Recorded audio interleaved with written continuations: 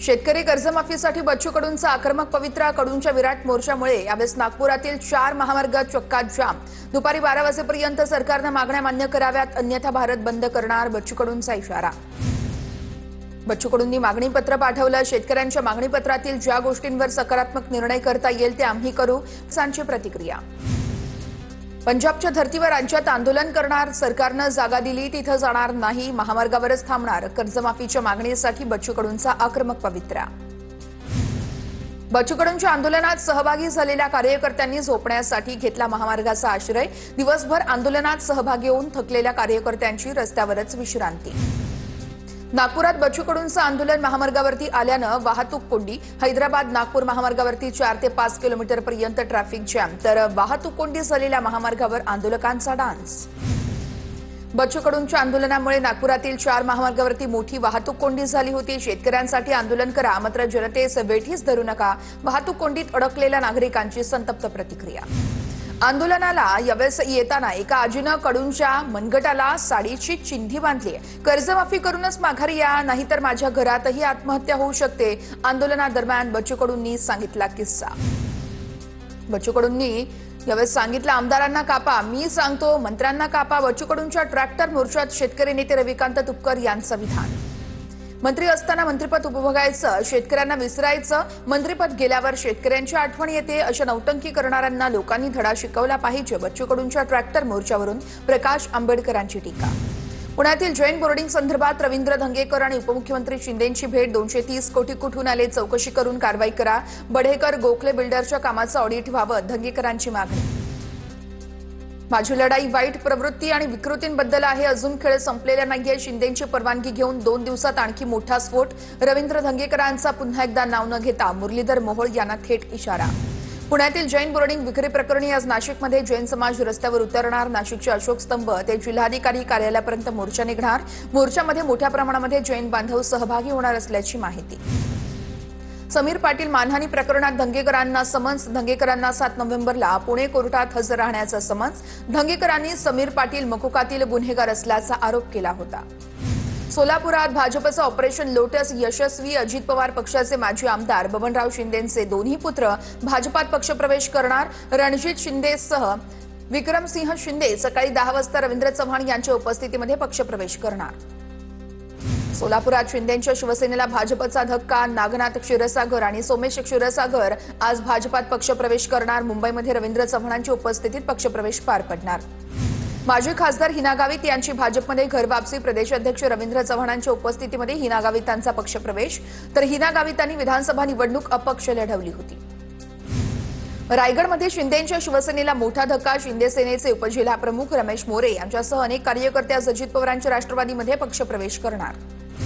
फलटण महिला डॉक्टरच्या मृत्यू प्रकरणी पोस्टमॉर्टम रिपोर्ट समोर मृत्यू गळफास घेऊन झाल्याचा उल्लेख। मृत डॉक्टरच्या शरीरावरती कोणत्याही जखमा नाही, तर गोपाळ बदने आणि महिला डॉक्टरचे सीडीआर पोलिसांच्या हाती। फलटणमधील महिला डॉक्टर आत्महत्या प्रकरण। हर्षवर्धन सपकाळ मृत महिला डॉक्टरच्या कुटुंबियांची भेट घेणार। यावेळी सपकाळ कुटुंबियांची राहुल गांधींसोबत फोनवरून चर्चा करून देणार असल्याची माहिती। पंतप्रधान मोदी आज 1 दिवसीय मुंबई दौऱ्यावर। इंडिया मॅरीटाईम लीडर्स कॉन्क्लेव्हमध्ये मोदी सहभागी होणार। संध्याकाळी 4 वाजता मोदी जनतेला संबोधित करणार असल्याची माहिती। राज ठाकरेंना सोबत घेण्यावरून पवारांच्या पक्षात 2 मतं। राज ठाकरेंच्या सातत्यानं बदलणाऱ्या भूमिकेचा फटका बसू शकतो। पवारांच्या राष्ट्रवादीच्या काही कार्यकर्त्यांची भावना, तर पक्षाला मिळणाऱ्या उत्तर भारतीय मुस्लिम मतांवर परिणाम होऊ शकतो, अशी ही भावना। मनसेच्या केंद्रीय समितीची 11 वाजता बैठक। शिवतीर्थ निवासस्थानी आज राज ठाकरे यांच्या उपस्थितीमध्ये बैठकीला मनसे अध्यक्ष तसेच मनसे नेत्यांसोबतच शहराध्यक्ष आणि उपशहराध्यक्ष यांच्यामध्ये चर्चा होणार। बैठकीमध्ये मतदार यादींवर विशेष अशी चर्चा केली जाणार।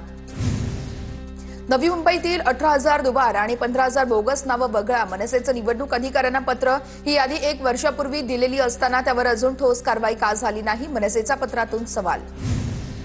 मनसेच्या दादर शाखाध्यक्षाकडून मतदार यादीत घोळ झाल्याचा आरोप। मनसेच्या संतोष साळींकडून मतदार यादीतील घोळ सोशल मीडियावर पोस्ट। आदित्य ठाकरेंच्या प्रेझेंटेशन नंतर मनसेकडून मतदार याद्यांचा पंचनामा। मनसेचा कोणताही प्रस्ताव काँग्रेसकडे आला नाहीये, त्यामुळे मनसेसोबत आघाडीचा कुठलाही प्रश्न उद्भवतच नाही, काँग्रेसचे प्रदेशाध्यक्ष हर्षवर्धन सपकाळ यांची माहिती। ओबीसींचे प्रश्न सुटत असतील तर जरांगेंसोबत एकत्र येऊ. ओबीसी नेते लक्ष्मण हाकेंचं मनोज जरांगेंबाबत मोठं वक्तव्य. तर जरांगेंना ओबीसीतूनच आरक्षण हवं असल्यास पंकजाताईंना चालेल का? हाकेंचा पंकजा मुंडेंना सवाल. मंत्री प्रताप सरनाईकांचे पुत्र विहंग सरनाईक यांची मुंबई क्रिकेट असोसिएशनच्या अध्यक्षपदासाठी लॉबिंग. तर शिंदे, प्रताप सरनाईक आणि शेलार यांनी अजिंक्य नाईक यांना पुन्हा अध्यक्ष होण्यास विरोध दर्शवल्याची सूत्रांची माहिती.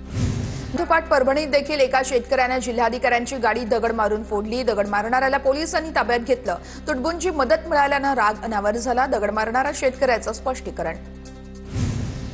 मुख्यमंत्री फडणवीसांसोबत बंजारा शिष्टमंडळाची 31 तारखेला बैठक. 9 दिवस उपोषण केलेले बंजारा आंदोलक विजय चव्हाण यांची माहिती. तर बंजारा समाजातील नेते, महंतांसह इतर जण शिष्टमंडळ घेऊन जाणार असल्याची माहिती.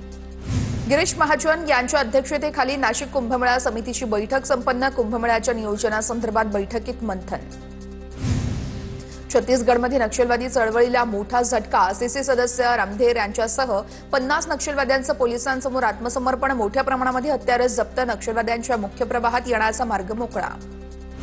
वाशिमच्या पंचायत समितीसमोर पैसे फेकून ठाकरेंच्या शिवसेनेचं आंदोलन. शेतकऱ्यांच्या गोठा बांधकाम अनुदानाच्या फायली अनेक महिन्यांपासून प्रलंबित. मात्र याच फायलींना दलालांमार्फत तात्काळ मंजुरी दिली जात असल्याचा ठाकरेंच्या सेनेचा आरोप.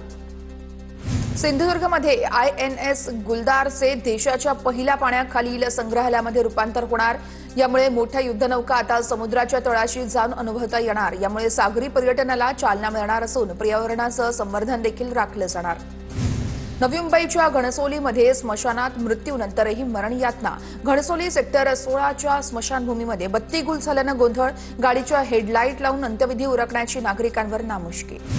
जळगावच्या एरंडोलमधील उतरान गावात मुसळधार पावसाची हजेरी. पावसामुळे सोयाबीन, कापूस, मकासह फळबागांचं मोठं नुकसान. झाडाला लागलेली संपूर्ण फळ गळून पडल्यानं आता शेतकऱ्यांच्या चिंतेतही वाढ.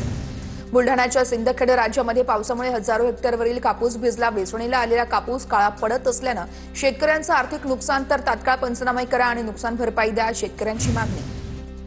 धुळ्यातील शिरपूरमध्ये 26 ते 28 ऑक्टोबर दरम्यान झालेल्या पावसामुळे 1997 शेतकऱ्यांचं 1505 हेक्टरवरील पिकांचं नुकसान. प्रशासनाकडून यावेळेस प्राथमिक अहवालातून माहिती समोर. धुळे कृषी उत्पन्न बाजार समितीमध्ये खड्डे आणि अस्वच्छतेमुळे शेतकऱ्यांचे हाल. खड्ड्यामध्ये पाणी साचल्यानं मालाचं नुकसान होत असून आरोग्याचा प्रश्न देखील निर्माण. तक्रार झाल्याची तक्रार. तर यावेळेस तात्काळ खड्डे बुजवून स्वच्छता करण्याची स्थानिकांची मागणी. कोल्हापूरच्या शिरोळ तालुक्यातील ऊस दराचं आंदोलन पेटलं. अज्ञात शेतकऱ्यांनी आमदार राजेंद्र यड्रावकर यांच्या कारखान्याची वाहनं पेटवली. ऊसाला प्रतिटन 3751 रुपये प्रतिटन दर देण्याची शेतकऱ्यांची मागणी. जळगावच्या पारोळ्यातील अतिवृष्टीग्रस्त शेतकऱ्यांचा तहसीलदार कार्यालयावरती मोर्चा. अनेक गावांना अतिवृष्टीग्रस्त गावांच्या यादीतून वगळल्यानं शेतकरी चांगले संतप्त. पंचनामे होऊनही मदत न मिळाल्यानं शेतकऱ्यांचा मोर्चा. संत गाडगेबाबा ग्रामस्वच्छता अभियानामध्ये धुळ्यातील अर्धे बुद्रुक गावाला प्रथम आणि चौथगाव या ग्रामपंचायतीला द्वितीय क्रमांकाचा पुरस्कार. तर शेलबारी ग्रामपंचायत तृतीय क्रमांकाची मानकरी ठरली. चंद्रपूरमधील वाघ महाराष्ट्रातील इतर व्याघ्र प्रकल्पात स्थलांतरित करावे. माजी मंत्री शोभाताई फडणवीस यांची मुख्यमंत्र्यांकडे मागणी. तर चंद्रपूरमध्ये गेल्या 9 दिवसात वाघांच्या 4 शेतकऱ्यांचा मृत्यू. पुण्याच्या मनसर वनपरिक्षेत्रातील 50 गावात 250 ते 300 बिबट्यांचा वावर. भर दिवसा बिबट्यांचा वावर असल्यानं गावकऱ्यांमध्ये भीतीचं वातावरण. बिबटे पकडण्यासाठी फक्त 20 पिंजरे असल्यानं पिंजरे वाढवण्याची ग्रामस्थांची मागणी. नाशकातून आलेल्या आदिवासी रोजंदारी संघटनांचा मोर्चा ठाण्यात अडवला. आश्रमशाळांच्या खासगीकरणाविरोधात राजभवनच्या दिशेने निघाला होता मोर्चा. राजभवनकडे जाऊ, आझाद मैदानावर नाही. आंदोलकांच्या भूमिकेमुळे ठाण्यामध्ये मोठा गोंधळ. अहिल्यानगरच्या लोणीमध्ये तरुणाची आत्महत्या. मानसिक तणावातून आत्महत्या केल्याचा नातेवाईकांचा आरोप. तर मृताच्या नातेवाईकांचा पोलीस ठाण्यासमोर ठिय्या. गुन्हा दाखल करून आरोपीला अटक करण्याची मागणी. नंदुरबारमध्ये मोठ्या प्रमाणामध्ये शिक्षकांची पदं रिक्त. त्यामुळे विद्यार्थ्यांच्या शिक्षणावर परिणाम.